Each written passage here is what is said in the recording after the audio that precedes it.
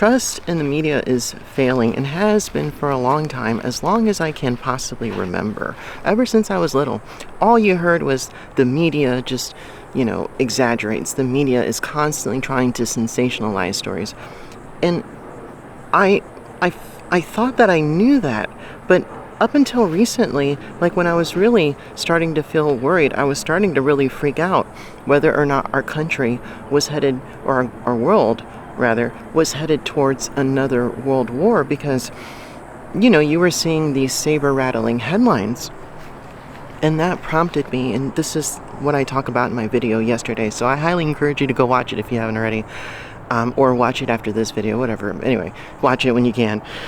Because I actually go into asking ChatGPT what he thinks. I named him Chris, by the way, because ChatGPT is so many syllables, so I just named him Chris to make it easy. But I asked Chris, I was like, are we headed towards another world war? And Chris said that it's very unlikely. And he mentioned a few reasons, but the most prominent reason that stood out to me was because of these diplomatic back channels that exist that are not really discussed much in the media.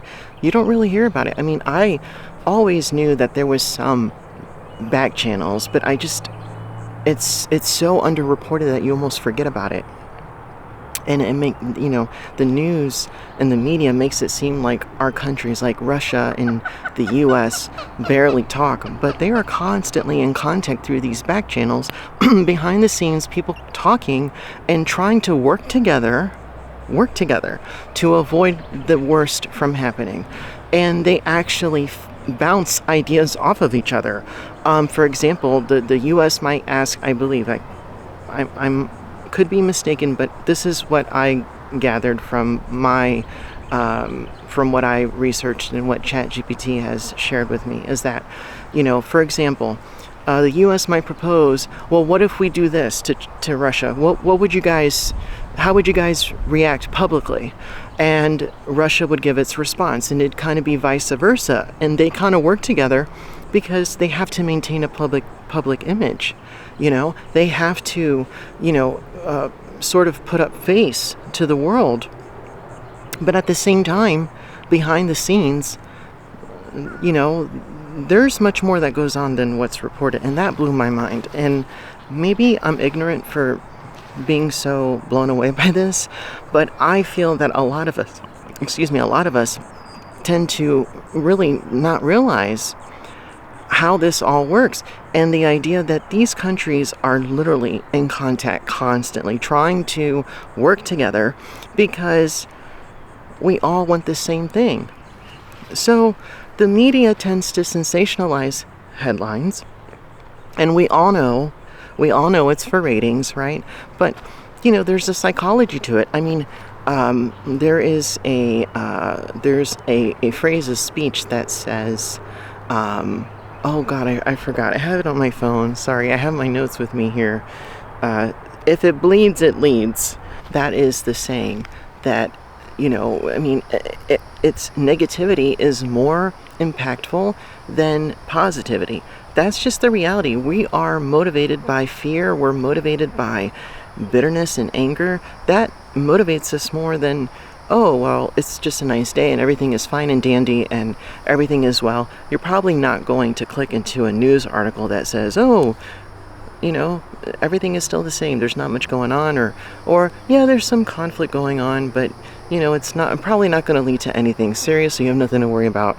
You're probably not going to bother. I mean, maybe some would, but most people are going to be like, okay, whatever, it's not a big deal. So, but it brings up an important point. If the role of the media is to inform us, and that was established in the Constitution, freedom of the press, right? But the press is built upon capitalistic principles, then is that really working?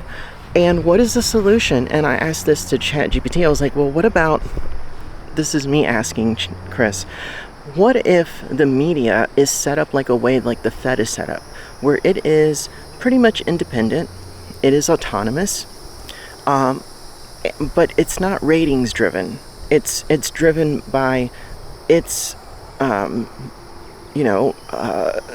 sense of accountability to the truth, its sense of kind of fostering a space of accuracy and reporting, not controlled by the state, because it seems like if it's like the Fed, it'd be controlled by the state, but no, something autonomous, so that, its goal is to inform people and give them the independent, unbiased, impartial truth. That's it.